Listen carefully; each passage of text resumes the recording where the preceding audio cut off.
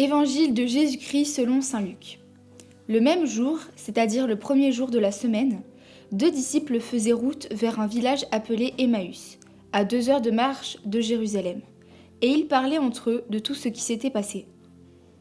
Or, tandis qu'ils s'entretenaient et s'interrogeaient, Jésus lui-même s'approcha, et il marchait avec eux. Mais leurs yeux étaient empêchés de le reconnaître. Jésus leur dit : « De quoi discutiez-vous en marchant ?» Alors ils s'arrêtèrent, tout tristes. L'un des deux, nommé Cléophas, lui répondit : « T'es bien le seul étranger de Jérusalem, toi ?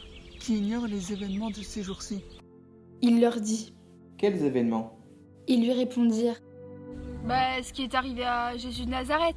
Cet homme qui était un prophète, Puissant par ses actes et ses paroles. devant Dieu et devant tout le peuple. Les grands prêtres et nos chefs l'ont livré.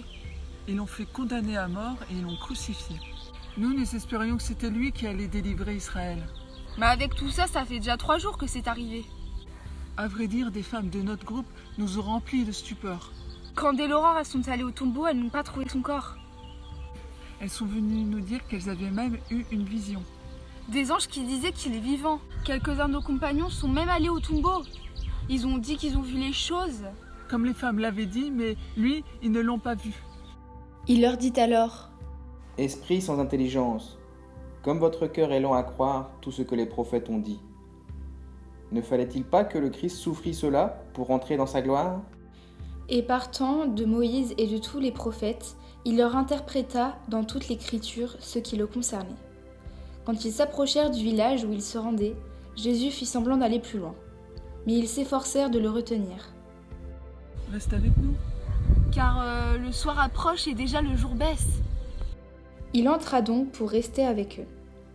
Quand il fut à table avec eux, ayant pris le pain, il prononça la bénédiction, et, l'ayant rompu, il le leur donna. Alors leurs yeux s'ouvrirent et ils le reconnurent, mais il disparut à leurs regards. Ils se dirent l'un à l'autre : « Notre cœur n'était-il pas brûlant en nous, tandis qu'il nous parlait ?» Sur la route, il nous ouvrait les Écritures. L'instant même, ils se levèrent et retournèrent à Jérusalem. Ils y trouvèrent réunis les 11 apôtres et leurs compagnons, qui leur dirent : « Le Seigneur est réellement ressuscité. Il est apparu à Simon-Pierre. » À leur tour, ils racontaient ce qui s'était passé sur la route et comment le Seigneur s'était fait reconnaître par eux à la fraction du pain. Oui, retenons de ce récit que notre foi en Jésus-Christ est source d'une grande joie, une joie profonde, une joie durable, que personne ne pourra ravir à partir du moment où nous mettrons notre confiance et notre espérance en Jésus-Christ. Comme les disciples, mettons-nous à l'écoute de la parole de Dieu. Prenez soin de votre cœur brûlant.